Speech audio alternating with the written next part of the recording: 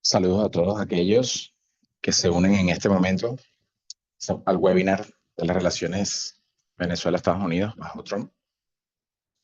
Estaremos esperando en breves minutos. Mientras se unen, si quieren presentarse en el chat, pueden decir quiénes son, de dónde llaman y si son parte de alguna organización.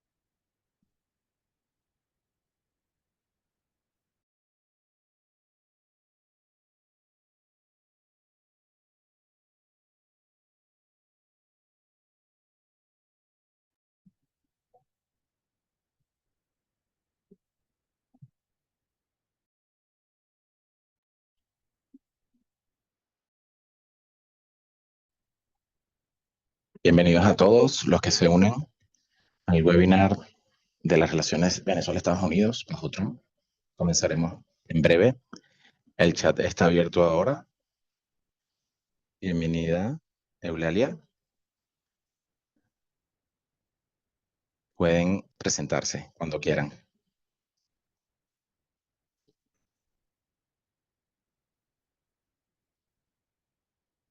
Vamos a dar unos breves minutos para que puedan incorporarse todos los asistentes.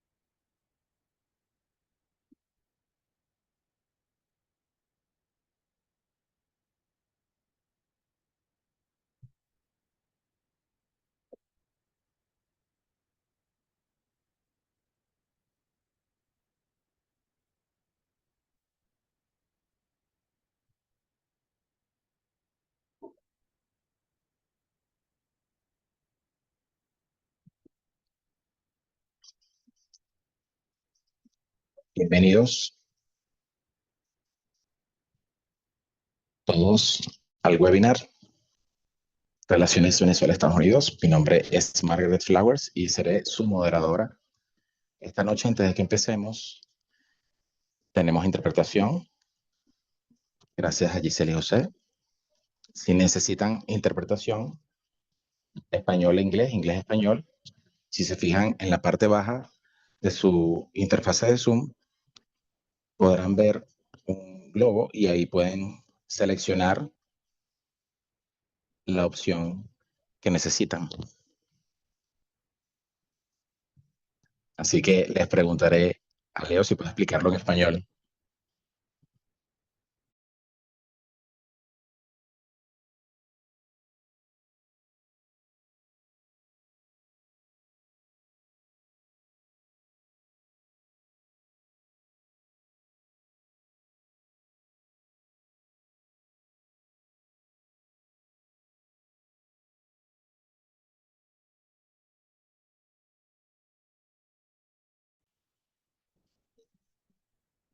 Gracias a todos.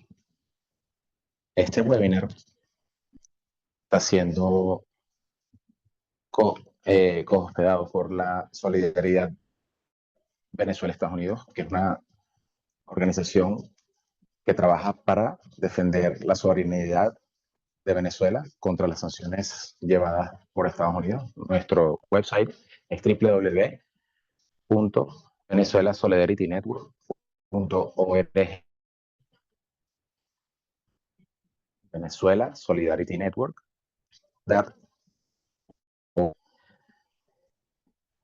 Estas organizaciones incluyen Alberto Lovera, el Círculo Bolivariano de Alberto Lovera, el Partido Revolucionario Mexicano, Code Pink, Movimiento para Justicia Social de Canadá, Amigos del Congo, Centro de Internacionalidad, el Círculo Bolivariano de Toronto, el Orinoco Tribute, existe la Fuerza de Acción de Venezuela Análisis y el Partido de los Trabajadores. Si no están involucrados, aquí pueden escuchar que esto es un momento crítico para nosotros actuar en solidaridad con Venezuela y prevenir nuestro gobierno tome acciones peligrosas contra Venezuela. Para el día de hoy tendremos 3 excelentes speakers. Vamos a tomar preguntas solamente cuando hayan hablado nuestros ponentes. A través del chat podríamos comunicarnos, no distraernos de lo que nuestros ponentes hablan. También hay una función de preguntas y respuestas donde pueden colocar sus preguntas y podremos responderlas en el periodo que se destine para ello. Antes de comenzar, vamos a ponerles un video desde Tatuí TV. Es una lucha del colectivo. Y aquí pueden ver a Kevin Cis, que es mi compañero. Y esta es una visión completa de lo que puede ser la historia de los ataques a las embajadas y movimientos sociales que han protegido a Venezuela. Si podemos ver el video. On January 23rd of 2019, as the U.S. government's intervention against Venezuela intensified, and one day after Mike Pence publicly called on a largely unknown member of the National Assembly to proclaim himself president, President Nicolás Maduro announced Venezuela's response. He decidido romper relaciones diplomáticas y políticas con el gobierno imperialista de los Estados Unidos. The U.S. government initially refused to recognize this decision, pending what they described as the cessation of usurpation by the head of the Bolivarian government. But when things did not go as they had planned, and on March 13th the United States was compelled to withdraw its entire diplomatic staff from the embassy in Caracas, neither the embassy nor its officials were subject to aggressions or harassment of any kind. The same courtesy was not extended to the Venezuelan embassy in North American territory, which beginning in mid-April experienced an onslaught of attacks and encroachments. Venezuela. Diplomacy under siege. Although the assailing of Venezuelan embassies has become a common tactic to undermine the sovereignty of the Bolivarian nation, we shouldn't forget how the dangerous precedent of diplomatic violations against Venezuela was set in previous years. Cuba, April 12th of 2002. During the attempted coup d'etat and kidnapping of President Hugo Chavez, the Cuban people suffered a deplorable attack on their embassy in Caracas, instigated by the then opposition mayor Enrique Capriles Radonsky. Esta sede está siendo asediada como nos asedia a nosotros desde hace 40 años Estados Unidos.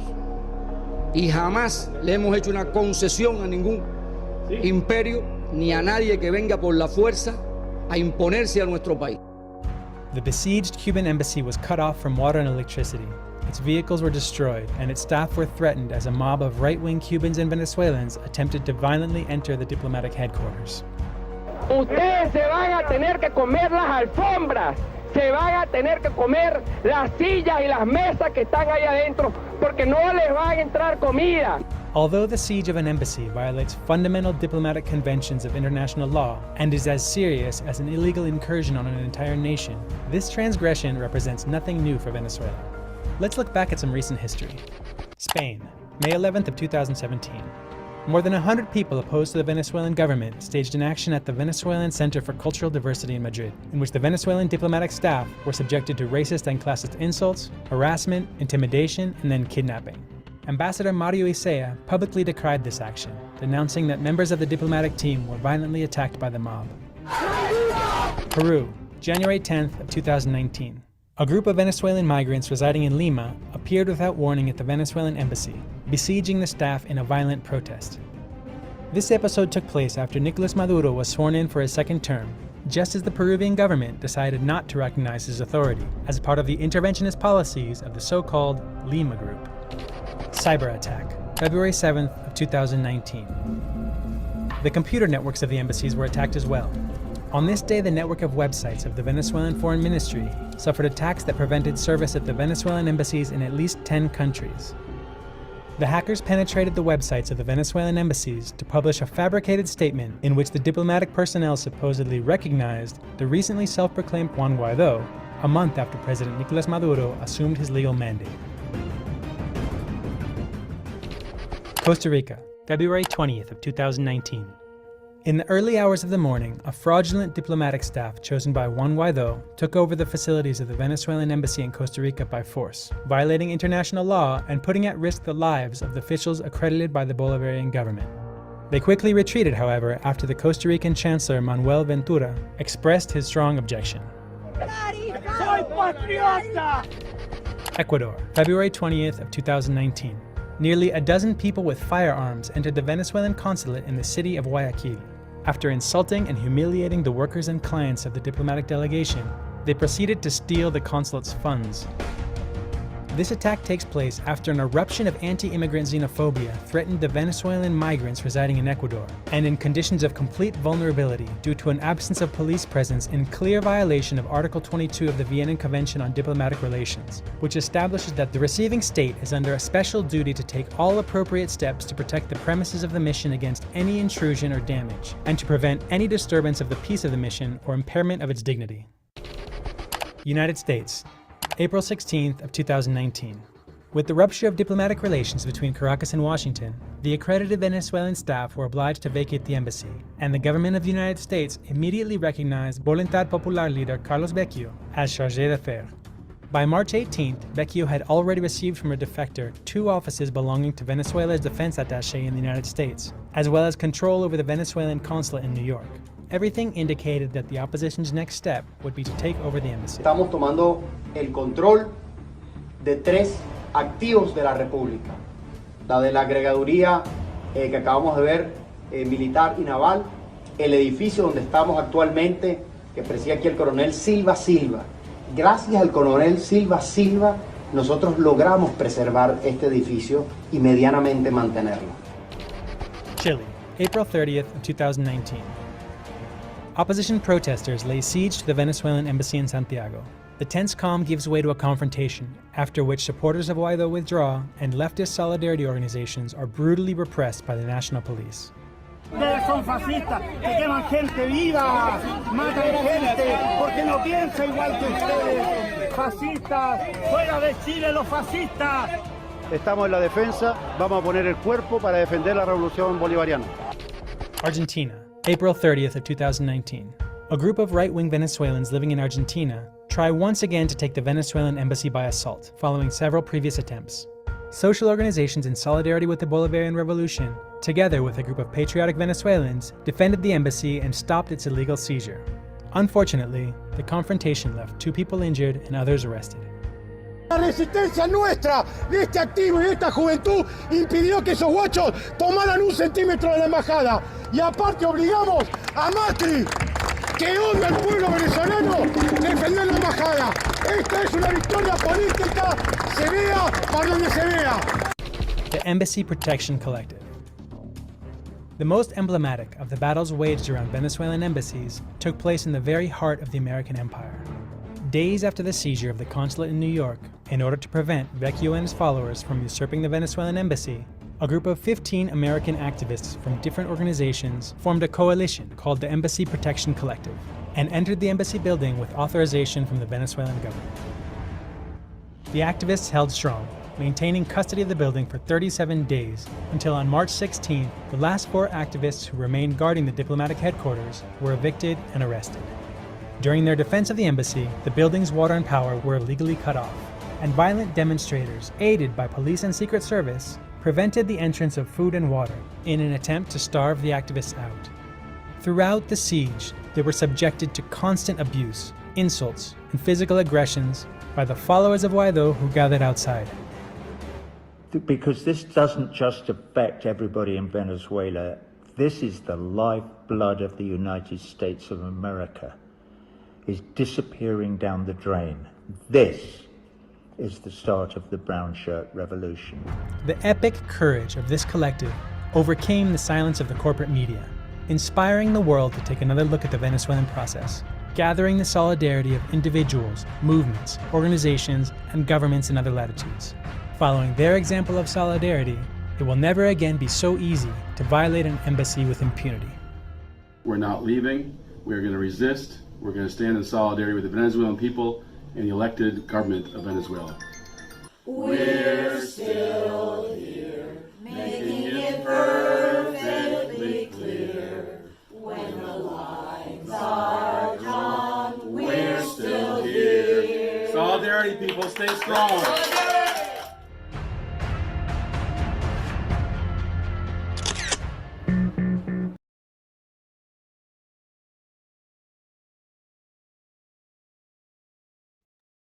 Muchas gracias. Esperamos que hayan disfrutado el video. Sabemos que las relaciones han continuado bajo los demócratas y republicanos.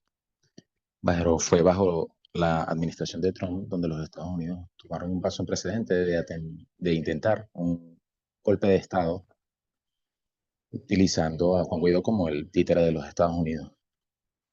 Además de otras acciones que ha tomado Estados Unidos para llevar una guerra híbrida contra Venezuela por varias décadas. Aquí vamos a presentar a nuestros ponentes que van a explicar cómo Venezuela y los venezolanos han recibido todos estos ataques y la visión que tomará bajo la administración de Trump. Comenzaremos con Flavia Márquez, quien fue una diplomática venezolana bajo la administración de Trump y va a ofrecer su visión sobre estos retos que enfrenta la diplomacia en estos tiempos. Gracias a todos. Muchas gracias por tenerme hoy aquí. Viendo este documental fue algo muy emocional porque nos recordó a todos nosotros momentos que fueron muy únicos y muy sentimentales, pero especialmente para aquellos que estaban en Estados Unidos viviendo estas acciones opresivas y situaciones que nunca habíamos visto antes. En este caso, cuando yo estaba en los Estados Unidos, en este periodo, este era mi segundo periodo como diplomática en Washington. Yo primeramente estuve en 2006 y 2009 y volví en 2014 cuando Obama todavía era presidente. También con Carlos.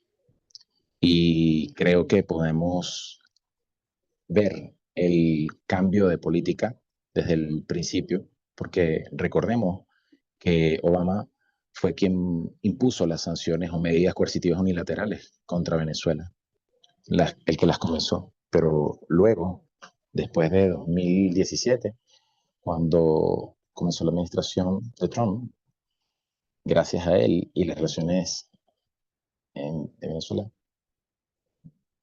y igualmente con la Unión Europea, el comportamiento de la gente del Congreso cambió. Yo trabajaba con movimientos sociales en la embajada y eso estaba entre mis responsabilidades. Y digamos que antes de eso, digamos que no era bueno para Venezuela en absoluto podría decir que era como acostumbrado, se mantenía en las posiciones políticas, siendo respetuoso, pero con Trump experimentamos un cambio en el equipo de Congreso. Inclusive jefes de Congreso, gritos, ataques hacia nuestras personas. Una vez, recuerdo que Carlos estuvo tratando de mantener su compostura durante un intercambio, pero la otra parte estaba acusándonos y gritándonos y golpeando la mesa en el Congreso. Y se supone que eso debe ser una conversación bastante civilizada y fue algo nunca antes visto. Y fue algo muy particular que pudimos ver. Y después los ataques a nuestra embajada hubo un diplomático secuestrado, como fue Alex Saab, y esto fue reconocido por Mike Pompeo en su libro. Nosotros sabíamos que él era un diplomático y necesitábamos secuestrarlo, pues. Y eso era necesario.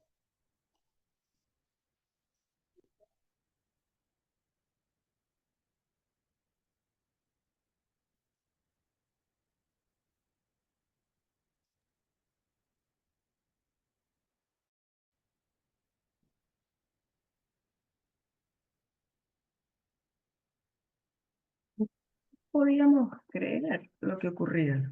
No creíamos, de hecho, lo que iba a pasar, lo que pasó en el futuro. Ellos hicieron cosas vergonzosas. La Unión Europea, por ejemplo, cuando he estado trabajando en Venezuela, he podido reunirme con diplomáticos de España y ha sido muy interesante porque ellos reconocen al presidente Maduro. Nosotros le preguntamos con mucha amabilidad qué pensaban en ese momento. Como diplomáticos, ¿cómo fue tu sensación en esos momentos? ¿Fue una mentira? ¿Qué tipo de política de Estados Unidos estaba siguiendo? Eh, Fue algo que también abrió los ojos de los otros países en América Latina, Nicaragua, Bolivia. Me permito mencionarlo porque cuando estuvimos en Washington, D.C., atestiguamos lo que estaba pasando en la OAS y cómo estos países que se comportaban de manera inadecuada nos preguntaban por qué estábamos saliendo de la OEA. Creían que esto estaba ocurriendo por cómo nos comportábamos, por el presidente, por lo que decían. Pero luego de lo que ocurrió, creo que se dieron cuenta que esto era un plan, que no era solamente para Venezuela, sino para todos, y que cada uno, la mayoría de las acciones públicas, de esto de que ocurría en las embajadas, lo que se hacía a los diplomáticos, era claramente para hacernos, convertirnos en un ejemplo. Esto es lo que voy a decir para abrir la discusión y muchísimas gracias. Muchas gracias, Flavia. Mencionaste la OEA, la Organización de Estados Americanos, y eso fue realmente sorprendente ver cómo esto estaba ocurriendo en Venezuela y los Estados Unidos podía hacerlo para cualquiera de los otros estados. Entonces eso obligó a otros países a defender a Venezuela porque eso estaba en sus intereses. Me emociona mucho llamar a Carlos Ron. Él va a compartir sus experiencias como diplomático venezolano, Charge d'Affaires, antiguo ex Charge d'Affaires en Estados Unidos. Saludos, gracias Margaret y gracias a todos y todas por estar aquí hoy. Saben, como dijeron, yo fui encargado de negocios justo cuando comenzó la administración de Trump. Entonces pasé la primera administración de Trump en los Estados Unidos, en Washington, y a mitad de camino, cuando tuvimos elecciones acá en Venezuela, hubo una gran cantidad de interferencia típica de los Estados Unidos en las elecciones, lo que llevó al presidente Maduro a cambiar el encargado de negocios que estaba acá en Caracas. Entonces, justo en ese momento, me pidieron regresar a Caracas y me convertí en viceministro para América del Norte. Entonces tuve esas dos experiencias, una en Washington, otra en Caracas. Y diría que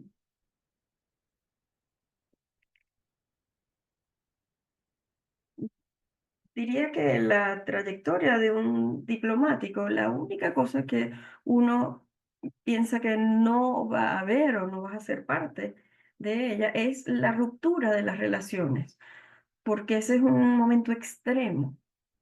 Es el punto en que es el punto que buscas no alcanzar. Pero pienso que fue la mejor decisión en ese momento. La administración de Trump se hacía cada vez más agresiva y la ruptura de relaciones en 2019 vino acompañada de una cantidad de agresiones y ataques. En un año vivimos casi todos los ataques comprimidos que los Estados Unidos ha hecho en otros países, no solo Cuba, sino muchos otros. Fue un bloqueo económico, luego tuvimos un intento de invasión con mercenarios, tuvimos el hackeo al sistema eléctrico, a la red eléctrica. Vimos cómo el Departamento de Justicia estableció unos montos para la cabeza del presidente Maduro. Estas eran agresiones constantes, una semana tras otra, porque definitivamente hubo una decisión que se tomó que había que tumbar el gobierno. Y esto señala la ruptura de los Estados Unidos con el concepto de diplomacia. Por supuesto, la invasión de la embajada y la forma en que se perpetró, la forma en que actualmente no tenemos acceso a ninguno de esos edificios que fueron tomados ilegalmente en los Estados Unidos. Esto es un ejemplo de la idea, de este concepto de que los Estados Unidos ha traído a colación los últimos años hacia la comunidad internacional. Y es el concepto de el orden basado en leyes, pero leyes hechas a favor de los Estados Unidos. Toda la ley internacional, eso quedó de lado. Se tomó una decisión por parte del gobierno que eso era una prioridad y no importaba para el gobierno estadounidense si eso significaba romper con ningún concepto de diplomacia, la Convención de Viena y todas estas cosas.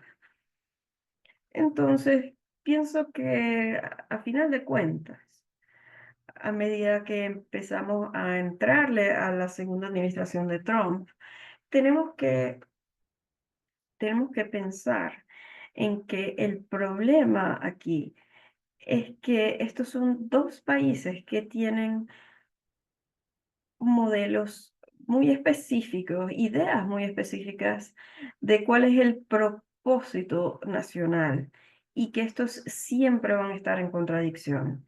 Lamentablemente, por muchas razones, el establecimiento estadounidense ha decidido, desde hace muchos años lo hizo, no solamente la administración de Trump ni las antiguas administraciones democráticas, incluso antes de la doctrina Monroe, el establecimiento estadounidense ha indicado que América Latina es una extensión de su territorio, percibe a América Latina como una extensión de su territorio y por esa razón requiere tener algún tipo de control, ya sea directo, cambiando presidentes, o ya sea por vía económica o por vía de la influencia de las ONG u otras acciones. Definitivamente busca tener control de este territorio. Y los procesos que han venido ocurriendo los últimos 200 años en América Latina son procesos de liberación nacional anticolonialistas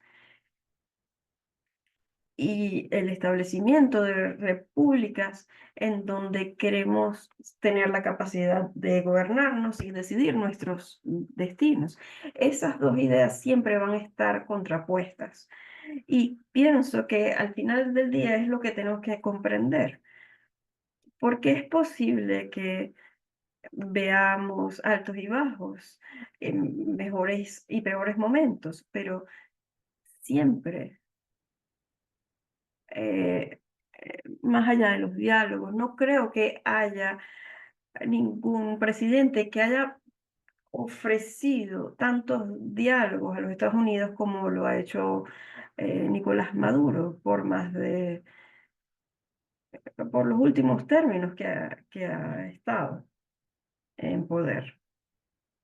El problema es que nunca es un diálogo de reconocimiento mutuo, respeto por la soberanía y libertad venezolana, el derecho de Venezuela de tomar sus propias decisiones. Cuando digo esto, quiero enfatizar que estoy hablando del establecimiento estadounidense, del aparato gubernamental, porque lo que es importante saber del año 2019 es que la muestra de solidaridad de parte del pueblo estadounidense, sus movimientos sociales, sus activistas políticos en relación a Venezuela y rechazando esta política, eso fue importante. Lo que ocurrió en la embajada, que tú, Margaret, y todos los demás amigos llevaron a cabo, definitivamente fue histórico, porque en la mitad de estas agresiones masivas, una tras otra, había gente en los Estados Unidos dispuestos a decir, no queremos que nuestro país haga esto. No nos sentimos representados por estas actitudes, estas acciones. Creemos en la diplomacia, ustedes tomaron acciones y eso es algo que nosotros en Venezuela estamos muy agradecidos por eso. Estamos buscando los mismos objetivos, justicia social, libertad, una mejor vida, la vida que nos merecemos.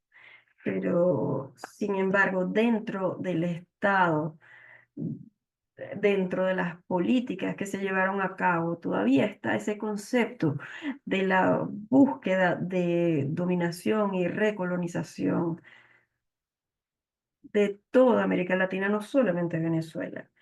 Entonces, quisiera hablar de eso porque a veces es fácil pensar que este es un problema de una administración específica, un líder específico, una política específica, pero esto ha sido la política genérica por los últimos años. Y sería fácil cambiar zapatos con alguien de Nicaragua, de Cuba, Panamá en el 89, Guatemala en el 54, Chile en el 73, y pudiéramos tener la misma conversación, porque sigue siendo la política de buscar imponer la agenda estadounidense sobre una región que no siente, no siente una adversidad particular con los Estados Unidos, pero quiere llevar adelante su propio destino. Veremos. Pienso que aún es temprano, por supuesto. La segunda administración de Trump apenas lleva más o menos un mes, un poquito más de un mes. Y por supuesto ha habido una interacción importante, pero en términos generales, pienso que si los Estados Unidos está dispuesto a realmente llegar a la mesa con respeto, con la intención de tener una relación de ganar-ganar, si eso pasa, cuando pase, pudiésemos llegar a algún acuerdo, pero si eso no ocurre, siempre va a haber tensión entre los Estados Unidos y países de América Latina que buscan ser libres. Comencemos con eso. Muchísimas gracias, Carlos. Quiero recordar a todos que vamos a tener un periodo de preguntas y respuestas. Si tienen una pregunta, pueden utilizar la función de preguntas y respuestas en la parte inferior de la pantalla y luego las veremos allí. Nuestro tercer panelista es Leonardo Flores. Él es un analista y activista con Venezuela Solidarity Network y se especializa en las relaciones estadounidenses con Venezuela. Muchas gracias, Margaret. Quiero que hablemos un poco acerca de lo que hemos visto de la administración Trump, pero antes de hacerlo, pensemos en lo que pasó con Biden. Con esa administración hubo negociaciones con Maduro detrás de las cámaras. También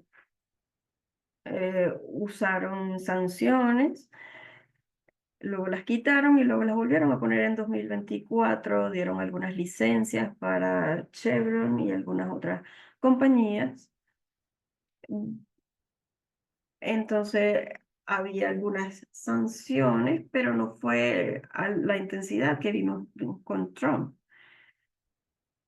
Cuando trabajamos en la embajada, teníamos un viernes de sanciones, le llamábamos, porque a cada momento venían más sanciones. Fueron 650 sanciones contra Venezuela. Eso no pasó con Biden, no quiere decir que él fue particularmente mejor que Trump con Venezuela, pero usó realmente tácticas diferentes para imponer la voluntad estadounidense sobre los venezolanos.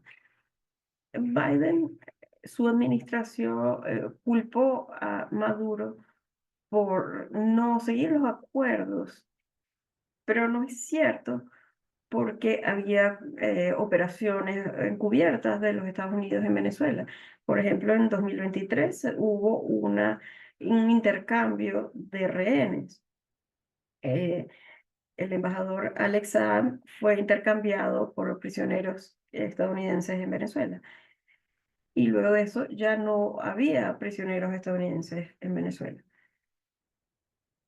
Pero luego, cuando Maduro llega a la presidencia, ahora hay 13 estadounidenses mercenarios que están encarcelados.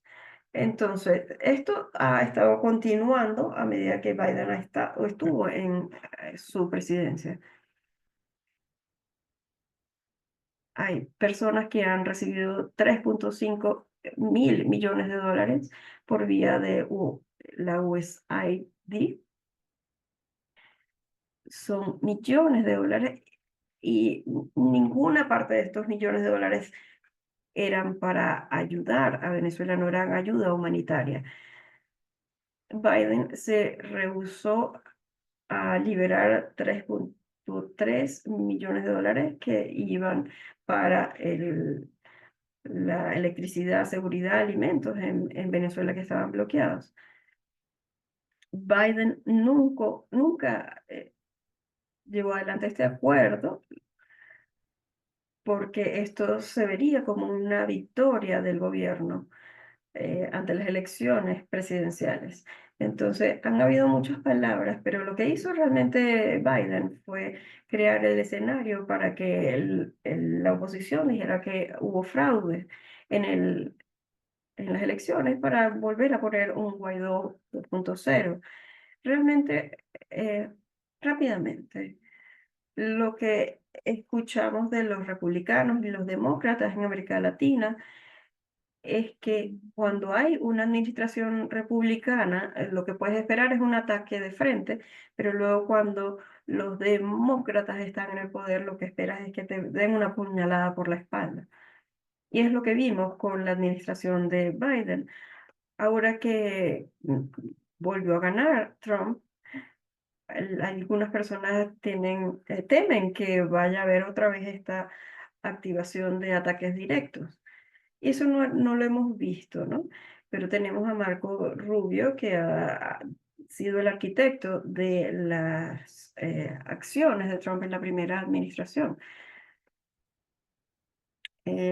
Richard Granell representa un ala de MAGA que es un poco más aislacionista, mientras que Rubio representa lo tradicional que hemos visto de parte de los Estados Unidos.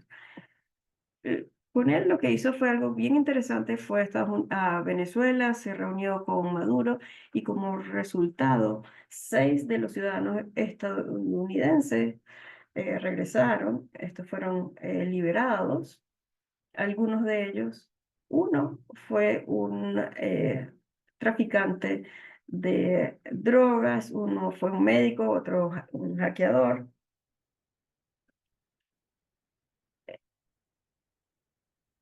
Y Granell dijo algo muy interesante acerca de CPAC. Esto es un comité de acción política que tiene reuniones en Washington y básicamente reúne a la extrema derecha estadounidense. Y él dijo lo siguiente: Donald Trump no quiere hacer un cambio de régimen. Dijo, no hemos terminado con Venezuela, tenemos más que hacer y queremos hablar con Venezuela acerca de una relación, un cambio de relación.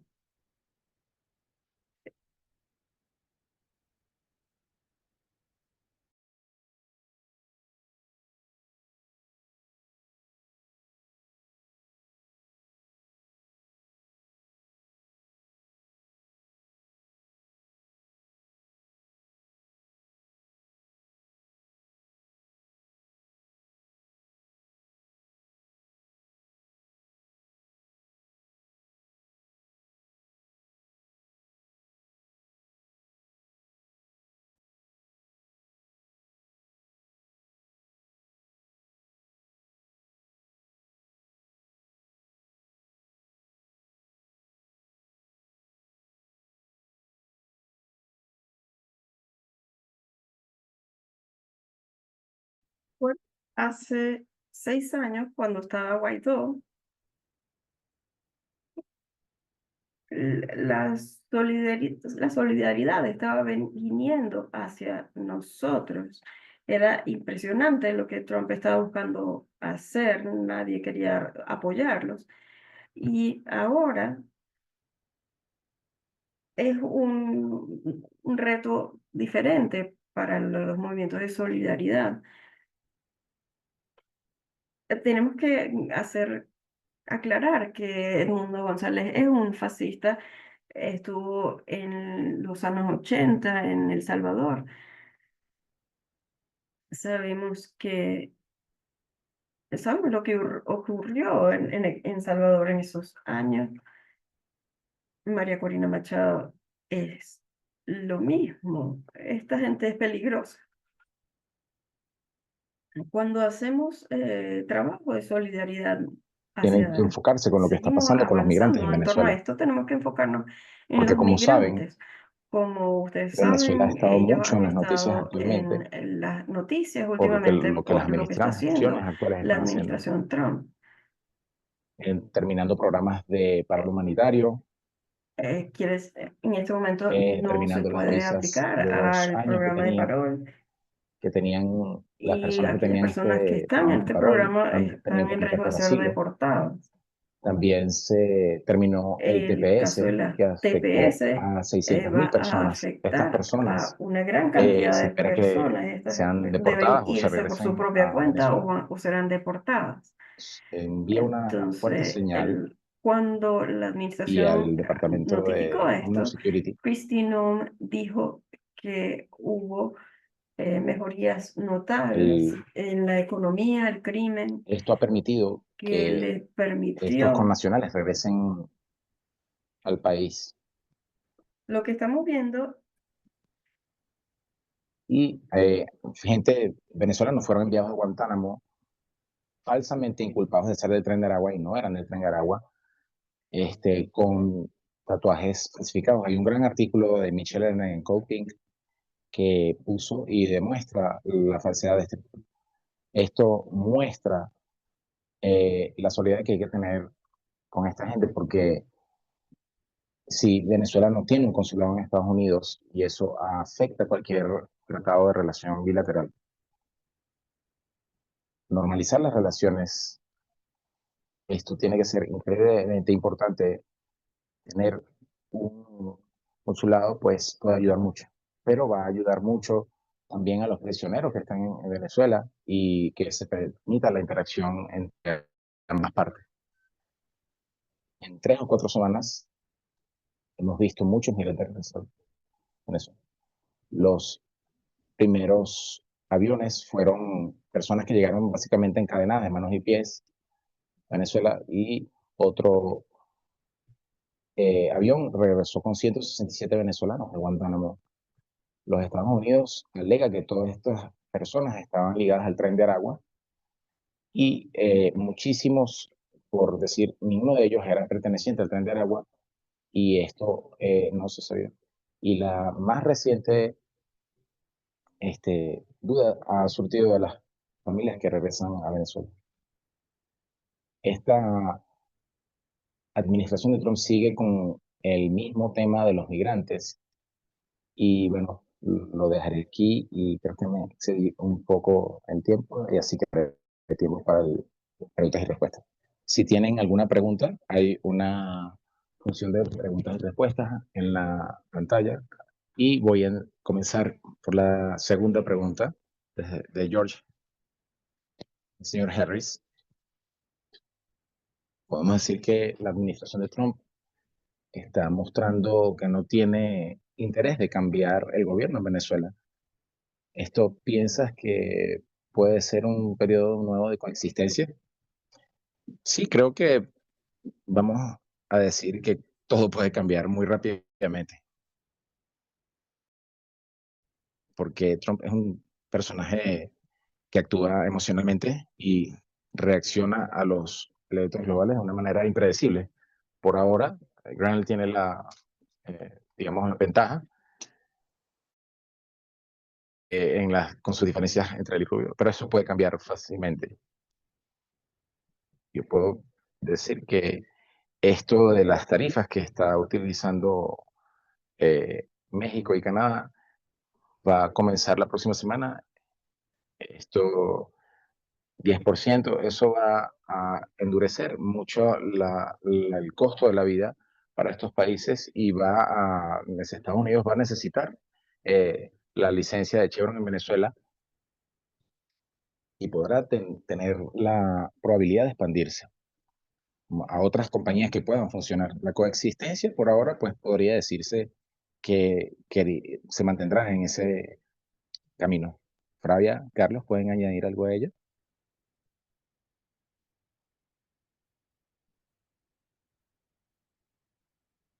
Carlos, ok. En mi caso, yo estoy de acuerdo con Leonardo. Él mencionó cada punto de la agenda y en mi opinión veremos más licencias de los FARC apareciendo por el petróleo. Ellos están tratando de mostrarse pragmáticos, pero es acerca de negocio. Y ellos saben que no pueden tener una guerra abierta en todas partes, en todos los frentes. El punto principal es no ser avergonzado, porque él es un bully y no quiere ser bulliado por él. No por los hechos, sino por lo que yo diga, pero fuera de los Estados Unidos, en Europa, lo que no vemos viendo a través de canales diplomáticos, imaginarse la Unión Europea, ok, cortamos relaciones, perdemos dinero. ¿Qué es esto de dinero, de perder dinero? No puedo imaginarme qué peor puede ponerse esta situación, pero no iremos hacia Argentina esta noche, pero está siendo más cuidadoso. Leí un artículo antes de comenzar la administración de Trump, cuál sería el rol de Rubio. Hace tiempo, cuando él llegó al Senado, nadie creía que este tipo de las noticias iba a ser escogido como senador. Le pusieron una baja y en este artículo se decía que él probablemente iba a ser controlado porque es un secretario de Estado. Él va a ser parte del partido. No vas a poder estar solo cuando estás en la Cámara Legislativa y puedes hablar con cualquiera en cualquier lugar. Y esto es lo que está pasando con Rubio. Pero también me estoy preguntando desde el principio, ¿cuál es el trato después de eso? Porque también nosotros sabemos, todos nosotros somos como Nicaragua, Venezuela, son como unas piezas que mueven en su tablero. Te voy a dar esto, pero te voy a quitar esto. O sea, así que todavía estoy tratando de entender cuál será la próxima movida en cuanto a nosotros. Esto sería todo. Carlos, ¿quieres añadir algo? Sí. Pienso, solamente para completar un poco lo que dijo mi amiga, los Estados Unidos, la administración de Trump, ha dicho que sus prioridades son bien claras. Creo que el hecho de que la política externa esté dando vueltas alrededor de dos cosas. Lo primero, por supuesto, esta tensión con China. Y lo segundo, algo que es más un tema doméstico. Todo el alboroto sobre los migrantes y todo eso, pues. Así que, por supuesto, esta fiebre, digamos, de esta noción de los migrantes peligrosos, decidir utilizar el tren de Aragua como una pandilla que ya no exista, que ya aquí en Venezuela no existe hace años. Ninguna de las personas que han regresado, según nuestro ministro de Interior, Diosdado Cabello, después de examinar todos los récords criminales de esta gente, nadie ha sido ligado a esta pandilla, pero se convirtió en algo útil para los Estados Unidos y la administración de Trump puede explotar en su retórica. Así que, por supuesto, la prioridad se torna en tratar con ellos, mostrar que están trabajando, entre comillas, por los intereses del pueblo de Estados Unidos. Esa es la retórica. Y nuevamente, el problema con Estados Unidos, tratar de mantener a China, según las consideraciones históricas de que Latinoamérica es su zona de influencia, tienes dos cosas ahí que para mantener a China lejos. Pienso que si los Estados Unidos, la administración de Trump en este momento, si tienen alguna noción de que la oposición venezolana estuviese en algún lugar o en una posición de hacerse cargo del gobierno, de hacer retroceder a la revolución bolivariana, mandar a Venezuela otra vez al pasado bajo la influencia de los Estados Unidos, yo no creo que la administración de Trump tenga o pueda que quiera cambiar el régimen del gobierno en Venezuela. Eso tiene que ver en parte una retórica con el hecho de que ellos se dieron cuenta que la oposición aquí está muy deslegitimada, no es capaz de juntar fuerza política, no tiene momentum, y a pesar de todas las denuncias de ilegitimidad de las elecciones, no hay deseo de la gente aquí, del pueblo, de entrar en un conflicto interno. Como menciona Fravia, este fracaso pasado de la administración Trump previa, porque pusieron todas sus fichas en la figura de Guaidó y se dieron cuenta que al final no dio resultado su plan y no pudieron llevar ese mandato. Así que pienso, viendo, es un resultado de prioridades. La primera es darle alimento a la retórica de que está haciendo algo para proteger a la gente de los Estados Unidos. Y la segunda, actuar en una manera que de poder prevenir la presencia de China o de algún otro rival de Estados Unidos. Y esto lo puedo decir a través de un artículo del señor O'Brien, que fue el consejero de seguridad en la primera administración.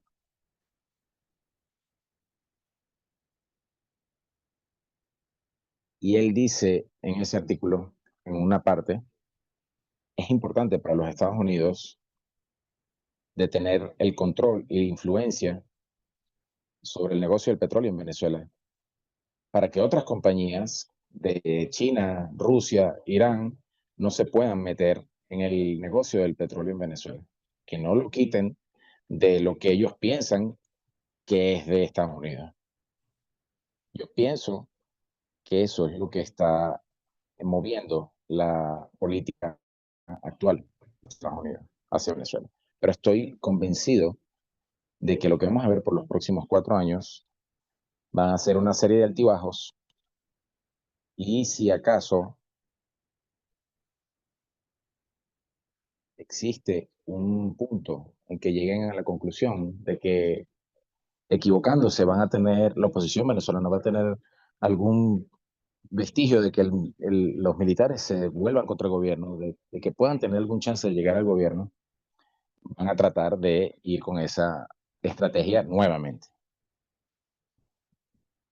Cuando uno ve la larga historia de nuestras relaciones, todavía siempre hay un intento de hacer a Venezuela y sus recursos disponibles para los intereses de Estados Unidos.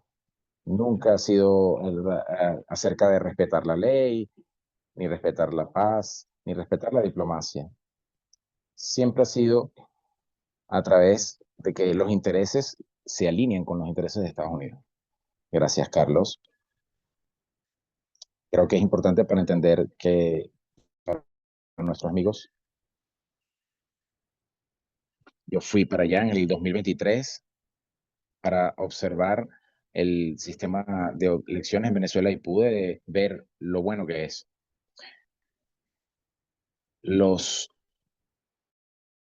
Gente de la oposición cree en el CNE y está opuesta a las acciones hostiles contra Venezuela.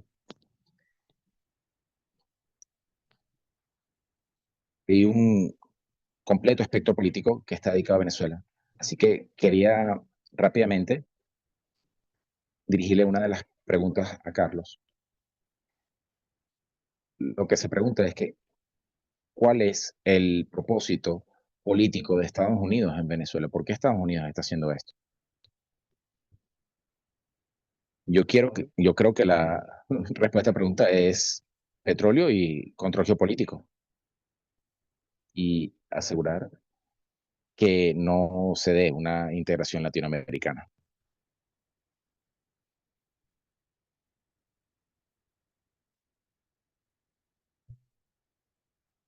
También hablamos acerca de que Venezuela está mostrando otras formas de gobierno donde la gente, el pueblo puede estar involucrado y los recursos pueden ser utilizados para el beneficio del pueblo de Venezuela. Así que creo que pueden leer un poco cómo era Venezuela antes de la Revolución Bolivariana y los gobiernos que lo precedieron, para que puedan ver cómo los adinerados de Venezuela disfrutaron de los recursos todo ese tiempo. En ese sentido, podemos decir que Venezuela ha estado trabajando los últimos 25 años la multipolaridad o multipolaridad y varias diferentes visiones. Esta idea, este concepto que Venezuela ha puesto, que no deberíamos tener una dominación, una sola visión, tiene que haber diferentes polos con toda su diversidad, con diferentes puntos de vista para poder balancearse. Esto tiene más de 100 años. Fue propuesta por Bolívar, donde el movimiento de independencia, lo que nadie, ningún país pudiera dominar a otro, sino que pudieran necesitarse.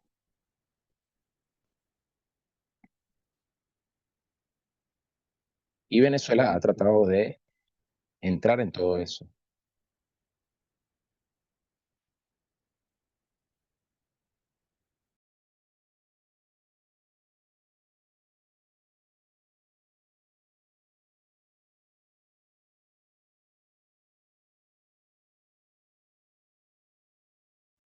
Los países del Oriente Asiático, incluso, sí, por supuesto que tiene que ver con el petróleo, los recursos, el agua. Esto va a ser algo importante también a medida que la crisis climática continúa, pero también, como dijeron, es el ejemplo de la construcción de otro tipo de comunidad internacional, otro arreglo internacional y internamente la construcción que permite la participación, donde la gente, el pueblo, está mostrando al mundo que puedes tomar decisiones a nivel del pueblo y que eso puede transformar, eso puede ser aún más democrático que lo que hemos sido en nuestra propia historia. Esos ejemplos venezolanos le quita la base a la filosofía estadounidense y a lo que ha sido su política. Tenemos una pregunta de parte de John Perry. Se pregunta si hay alguna perspectiva de mejor relaciones de Venezuela con Brasil y Colombia y si pueden hablar de el rol de Colombia antes del gobierno de Petro. Y me pregunto si pudieras añadir si hay alguna preocupación en torno a Ecuador y si va a tomar algún rol como el que tuvo Colombia en su momento.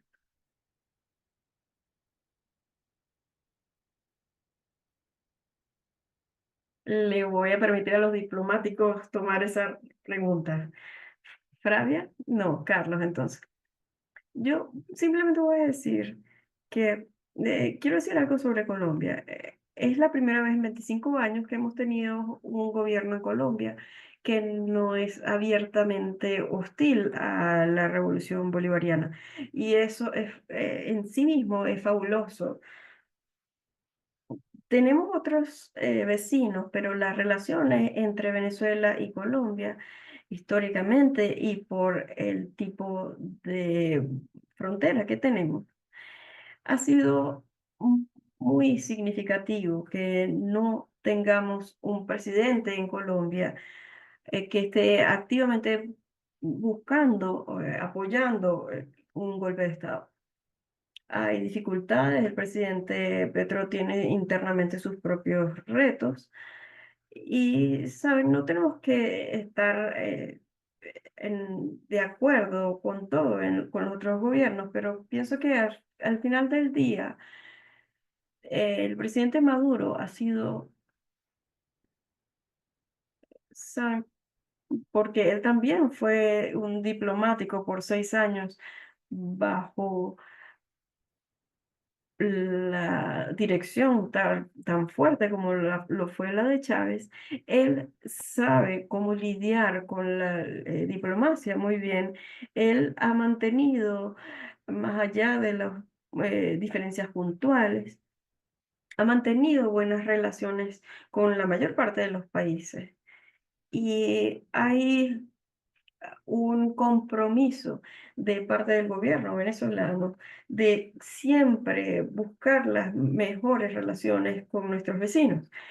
Y pienso que eso es una convicción que tiene este gobierno y pienso que es algo que lo mueve. De nuevo, a veces tenemos diferencias y ven como una semana después tenemos reuniones, acuerdos. Es algo que puede ser más difícil de hacer con Estados Unidos o países europeos. Eh, por supuesto, hay países allí que se han unido a la agresión contra Venezuela, incluso Canadá también, si hablamos de América del Norte. En mi antiguo puesto como viceministro, fue muy difícil tener relaciones en términos diplomáticos con Canadá. Canadá, por ejemplo, le quería prohibir a los venezolanos. Fue el único país que no nos permitió a nosotros a votar en nuestra propia embajada. Los venezolanos no votaron no porque no quisieron, sino porque el gobierno canadiense decía que no creían en las elecciones y no iban a permitir que estas votaciones se llevaran a cabo. Entonces, cuando ven estas hostilidades de parte de los Estados Unidos, Canadá, a veces Europa,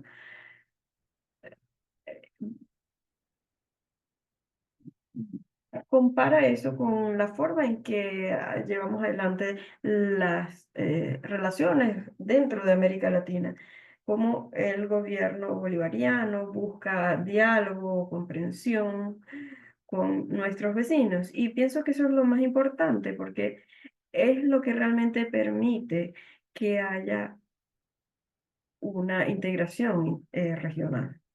Gracias. Tenemos tiempo para una pregunta más. La voy a recibir de la Orinoco Tribune. Tiene que ver con cómo los medios de comunicación se han utilizado como arma contra Venezuela y eso ha impactado las estrategias que ha tenido que utilizar para defenderse. El tema es los migrantes venezolanos. Algunos de ellos, dicen, fueron puestos en las cárceles al llegar. El Orinoco Tribune pregunta que por qué eso está ocurriendo. Este tema de los migrantes está siendo utilizado como una herramienta. ¿Qué qué dicen al respecto? A mí me gustaría comenzar. Yo sé que Carlos puede complementar lo que yo voy a decir. Bueno, hay muchos rumores acerca de lo que está pasando. Tenemos videos que han sido mostrados en televisión nacional y de cómo los migrantes se han reunido con sus familias, cómo están siendo recibidos por sus familias, mamás, parejas. Pero por supuesto, hay algunos de ellos, y bueno, este programa de Retorno a la Patria tiene 2 años o más de un año. Y esto no llegó a las noticias, sino hasta que Trump llegó al poder, porque como dijeron, están utilizando las noticias como arma. A lo que me refiero es que ellos los mandaron de vuelta y esto ocurrió porque hubo comunicaciones privadas entre Maduro y Trump. Y Venezuela tiene una gran trayectoria en el Ministerio de Justicia y todas las oficinas gubernamentales de formar parte de este gobierno y registran quién y por qué está regresando. Entonces, es posible que aquellos que hayan cometido crímenes pasan por el proceso. No quiere decir que van directamente a la cárcel. Hay un proceso en Venezuela como en cualquier otro país del mundo. Entonces no es así directamente, pero ellos están buscando construir esta narrativa del Tren de Aragua que mencionamos, y por eso es que están empujando hacia dirección. No es que todos están siendo llevados a la cárcel. El presidente Maduro le ha dicho a sus ministros que desarrollen programas que faciliten la reincorporación de aquellos que regresan a Venezuela. Para la mayoría de estos, eh, como han visto en las imágenes, son hombres jóvenes, muy pocos mujeres. Podemos ver que hay una dirección muy cuidadosa de parte de los Estados Unidos, porque ellos no son los únicos que son inmigrantes que fueron a los Estados Unidos. Sabemos que están separando a los niños de sus familias. No todos son hombres jóvenes, pero esos son los que están enviando. Por eso están tratando de construir esta narrativa. Todas estas historias que narró Trump en Estados Unidos en su campaña acerca de que la gente se comía perros, todos eran latinos o haitianos, venezolanos. De un lado, como mencionó Leo, esto está relacionado con oportunidades de fotografía para Trump y los resultados que son positivos para demostrar a la gente que él es quien es. Por otro lado, es bueno para el gobierno de Venezuela porque las familias de acá saben que sus familiares podrían haberse quedado en Guantánamo o ser sometidos a cualquier tipo de política racial. Entonces, por eso es que si ves los detalles, es una política pública para ambos lados. En el caso de Estados Unidos, están tratando de mandar estos hombres, les dijimos que eran criminales, vinieron a quitarnos los trabajos y violar nuestras mujeres, comer nuestros perros, todas estas cosas que están diciendo. Pero no es cierto que están llegando directo a las cárceles. No sé si Leonardo o Carlos quieren añadir algo. Vale, gracias, Flavia.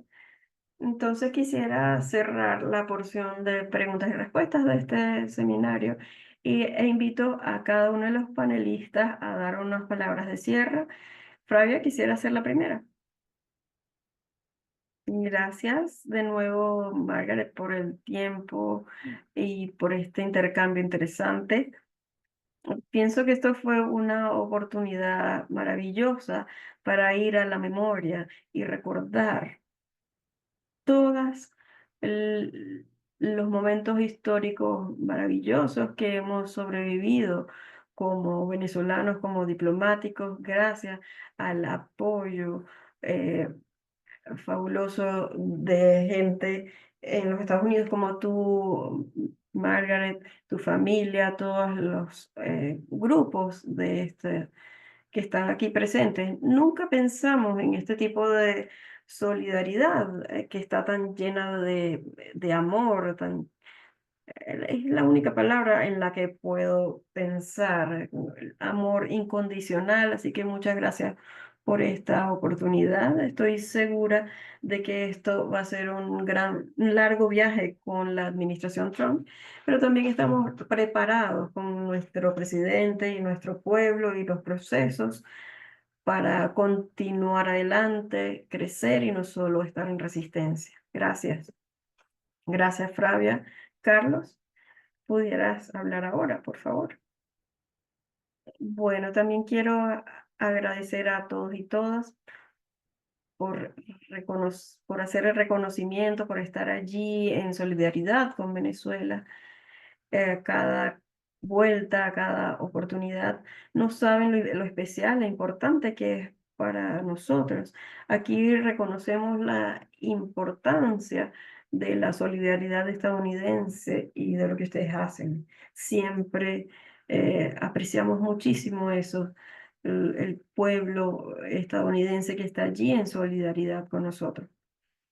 Miren, la última idea que quiero decir es que por todos estos años, especialmente los años de mayor presión, pero también la continuación bajo Biden, nos hemos dado cuenta de que Venezuela no puede depender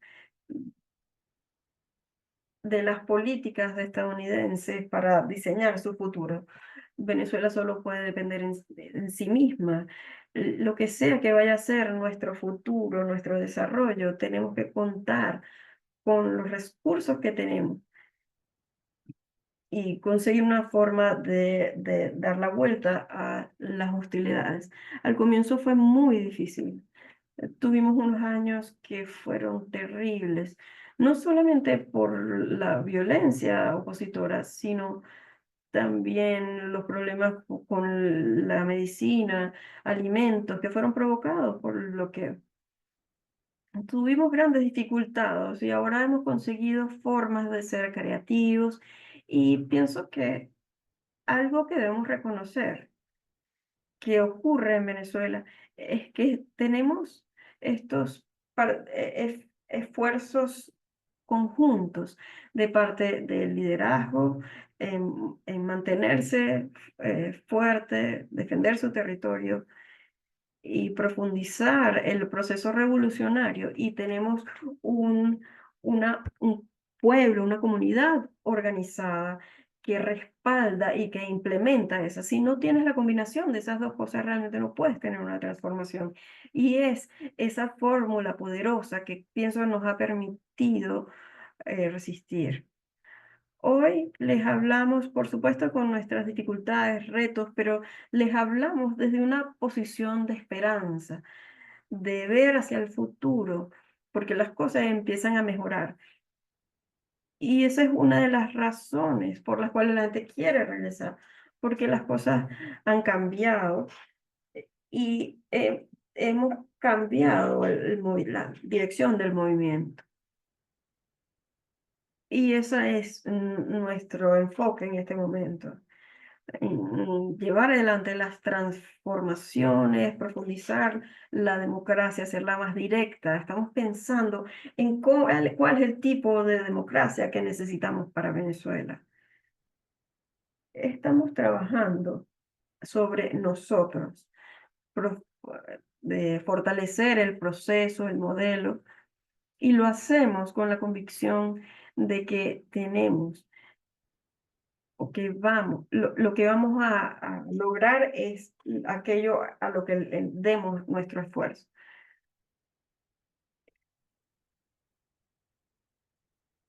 Y el pueblo de Venezuela nos ayuda a tomar decisiones y a hacer que éstas sean respetadas a nivel de la comunidad internacional. Al final del día es lo único que necesitamos, que los pueblos permitan que respeten nuestras decisiones sobre nuestro destino. Quiero repetir lo que dijeron en el video. Seguimos aquí.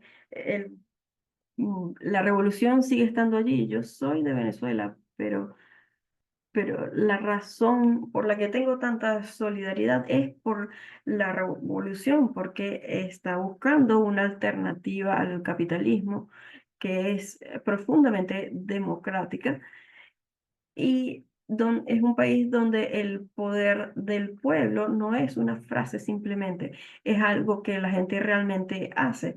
Venezuela es un lugar en donde cosas increíbles están ocurriendo y una de las grandes tragedias de los últimos 10 años, desde que Obama dijo que Venezuela era un riesgo para los Estados Unidos, es que antes podíamos ver las cosas maravillosas que ocurrían en Venezuela.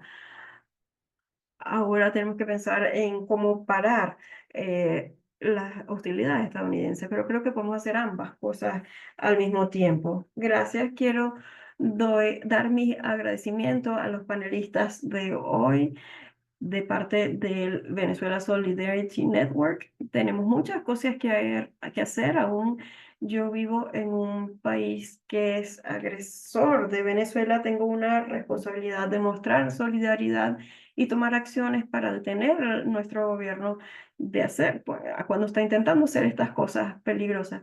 Quiero decir que esto no es unidireccional. También recibimos de Venezuela, es lo que aprendemos de ellas. Podemos hablar mucho de eso. Hemos hablado de lo que se hace en educación en Venezuela, una resistencia sorprendente, la forma en que Venezuela están resolviendo las crisis que fue impuesta por la agresión estadounidense y sus medidas coercitivas. Se intercambia información entre los grupos sociales. Se unen estos grupos y nosotros en América del Norte podemos ser parte de eso. Ha sido un placer. Aliento a todos, si no son ya parte de el Venezuela Solidarity Network, únanse. Hay un enlace en el chat. Y sé que también vamos a poder enviar por correo esa información si quieren verla. También quisiera reconocer rápidamente dos personas que están presentes en esta llamada hoy porque mencionaron el colectivo de defensa de la embajada. En ese tiempo en la embajada había cientos de personas involucradas, miles a nivel del país. También a nivel internacional había solidaridad. No, esto no tenía que ver con solo algunas personas, pero aquí David Paul y Adrian Sain están allí. Ellos estaban en la embajada cuando el gobierno nos arrestó y quería reconocer que ellas siguen mostrando solidaridad y teniendo acciones para defender a Venezuela. Gracias a todos y todas. Espero que tengan una feliz noche. Viva Venezuela. Continuemos haciendo este trabajo importante porque algún día esperamos que la política estadounidense cambie, sea cooperativa, que los Estados Unidos sean miembros cooperadores de la comunidad internacional. Ojalá lleguemos allí porque podemos sacarle provecho. Muchísimas gracias, Margaret. Quería decir, si quieren quedarse, vamos a tomar una foto grupal. Es una tradición que tenemos en estos seminarios mensuales. Si quieren levantar un afiche o poner alguna camisa de solidaridad, pueden hacerlos. Pueden recibir una invitación a convertirse en panelistas, acéptenla y pueden ser parte de la foto. Quizá Michelle me puede ayudar a arreglar la pantalla, denme algún segundo. Si no han recibido un enlace y quieren unirse, por favor levanten la mano y yo me aseguraré de que les llegue la invitación. También puse un enlace para nuestro siguiente seminario. Va a estar organizado por algún miembro de la Red de Solidaridad con Venezuela. Hay entonces un enlace para unirse y habrá muchas más acciones en solidaridad con Venezuela durante marzo. Podemos esperar que hayan estas acciones adicionales a las nuestras, que seguramente serán el 25 de marzo. Aparte de esa, seguramente habrá otros eventos en marzo. Gracias de nuevo a todos. Pienso que fue una discusión excelente con todas estas...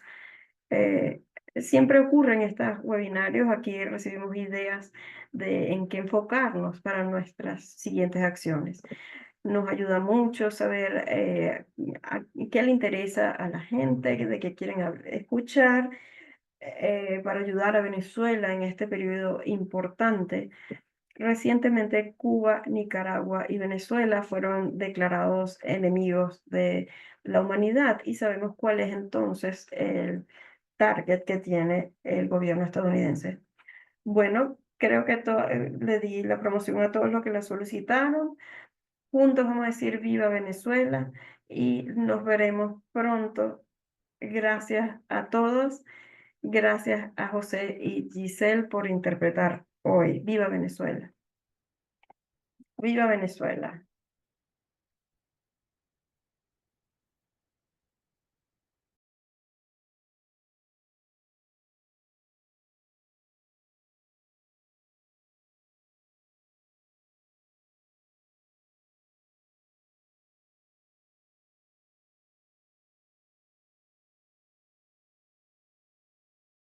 Entraron otros. Gracias por venir. Qué bueno verles.